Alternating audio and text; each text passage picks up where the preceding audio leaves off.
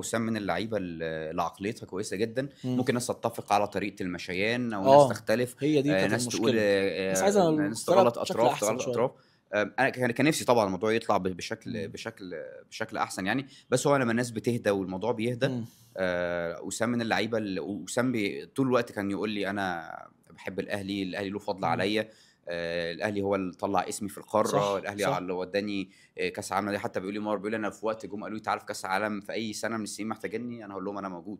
والله. اه كان بيقول لي كده. اه كان اه. بيقول لي انا الاهلي، انا بحب الاهلي، مم. انا دايما شايف ان الاهلي هو اللي له فضل عليا. فوسام مم. لعيب من اللعيبه الكبيره اللي فعلا ادى للنادي الاهلي طول فترته. جدا وكان من اللعيبه بصراحه، منتهى المحترفه، الامانه، وكان من صح اللعيبه جدا. المحترفه جدا. واللعيبه وفارق. الرجاله ما تلاقيلوش ماتش تقول ان وسام مقصر، ما هو ممكن بالظبط يضيع كده، انا بس لسه ما هقول تقدرش لك تقول ان هو عمره ما موفر قصر. مجهوده او صح. عمر تشوف عمره تقصير. لا وسام من اللعيبه ولما تيجي مثلا تقول له وسام كنت كويس، يعني من ضمن الحاجات اللي بنعملها برضه في زي سيرفي كده بنعمله بعد الماتشات. مم. انت كنت كويس في ايه، ما كنتش كويس في ايه، محتاج مم. تدور ايه القرار اللي كان ممكن ترجع فيه تشوف اللاعب كان بيفكر ازاي. مم. دايما بيبقى مدي نفسه اقل من اللي المفروض ياخده.